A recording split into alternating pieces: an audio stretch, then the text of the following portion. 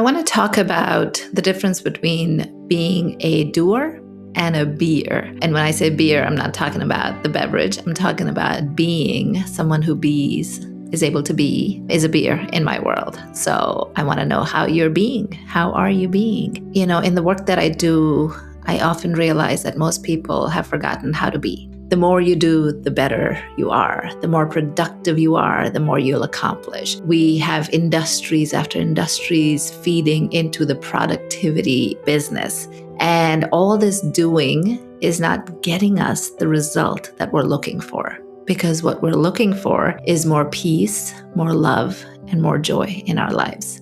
So how are we going to get there if all this doing is not getting us there? And that's what I want to talk about today, because I think it's really, really important that we take some time to understand the value of being, right? Most people that I work with have a tough time being still. Their mind is racing. Sometimes they're physically racing around and they're pushing down all their feelings, all their emotions, because they don't have time to be long enough to feel them. In fact, a lot of people are scared to be, because being with your own thoughts can be one of the most scary things, right? Because if you have been suppressing a lot emotionally, then chances are you are terrified of being alone with them. Some of the work that I have done in my life over the years through my own journey of personal growth have come from being. And sitting in that discomfort that comes up when you allow your thoughts to speak up. It's very easy to push things aside and not address them, right? Because we are surrounded by numbing agents all around us, right? There is distraction galore everywhere. We have Netflix to binge and forget our problems. We have addictions. We have, shopping, alcohol, food, so many things that can take us away from feeling our true feelings, right?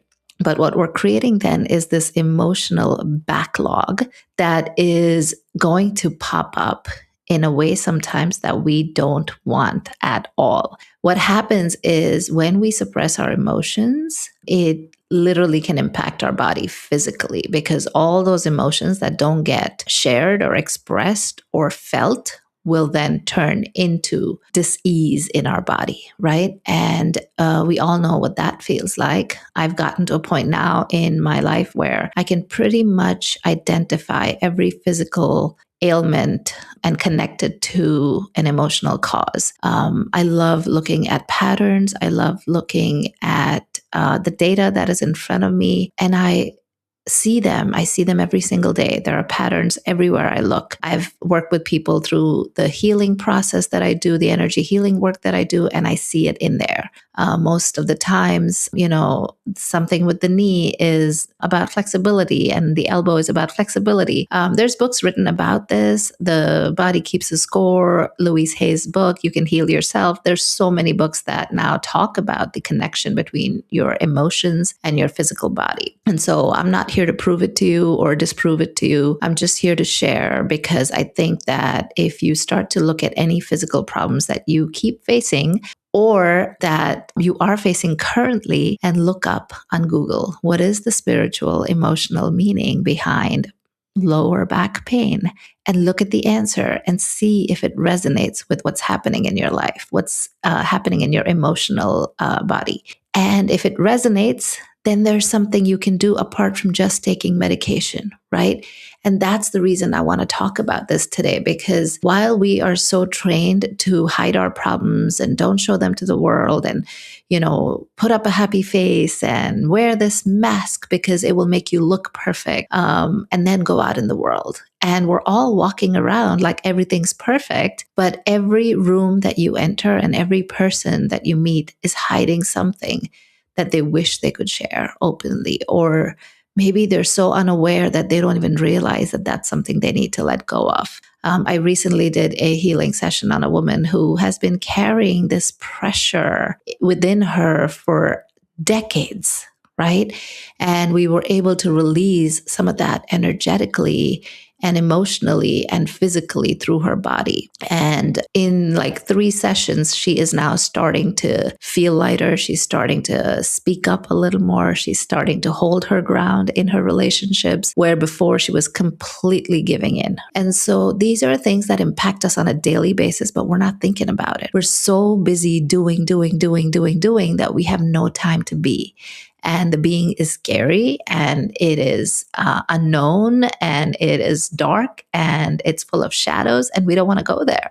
But I guarantee you that if you take some time, find someone who does this work like I do, and get some clarity on what is this big scary monster that I'm trying to avoid, I guarantee you that it won't be as scary as you think it is. So this podcast episode really is just an invitation for you to experience more being. But in order to get there, just know that you have to get rid of all the doing that you're going crazy with, the one that's stressing you out, the one that's causing you anxiety and getting you worked up. And I'm not saying that you have to do nothing, right? This is the beauty of when you start to be more. You will feel when you start to be more, you will see that the doing becomes so much more intentional, meaningful, and easier.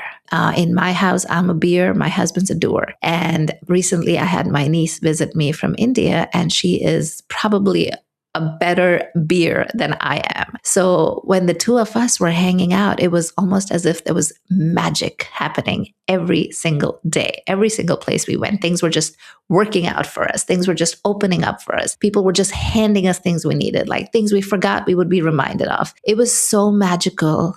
And I was like, oh my God, like I want to experience this every day. I want to be with more beers, if that's, a thing, because I want to collect a community of beers and we can all create magic together. Sometimes when my husband's in his being phase, we experience that magic together, right? But his default is doing. So he falls back into that doing.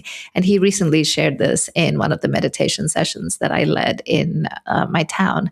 So I can share it with you. There is so much waiting for you, so much magic waiting for you on the other side of being. So let's talk about some ways that you can be, right? And I'm not saying give up all the doing today and just sit and be, right?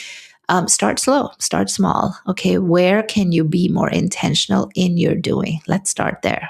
Let's start in the world that you're already at. If you're in a world where today you have to do 100 things, are there some things you can take off that list? Start there. Secondly, if you are doing something, try to put some intention behind it. If you're dropping your kids to school, you're not just an Uber driver. You have a beautiful opportunity to take this child to wherever he needs to go or she needs to go and have a conversation and listen to them. Can you be in the moment?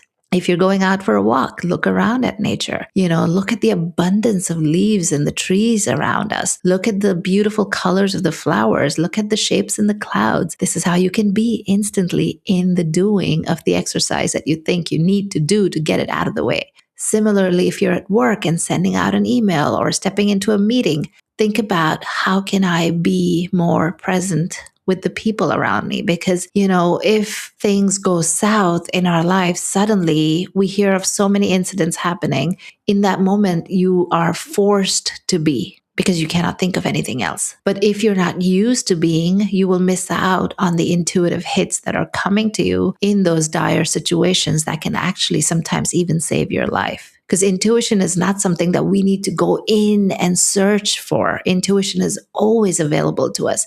What blocks the intuition from coming to us and making us listen to it is this clutter of doing that is pulling us away from being in the moment, being available to receive the intuitive hits, being available to predict what's coming in our lives in the future. This is the power of intuition that we're not even considering. So today, I just want to remind you to take a quick pause and check in and see, am I a doer or am I a beer? And just like Joey says in Friends, how you doing? I'm going to leave you with this. How you being? How you being today? How you being?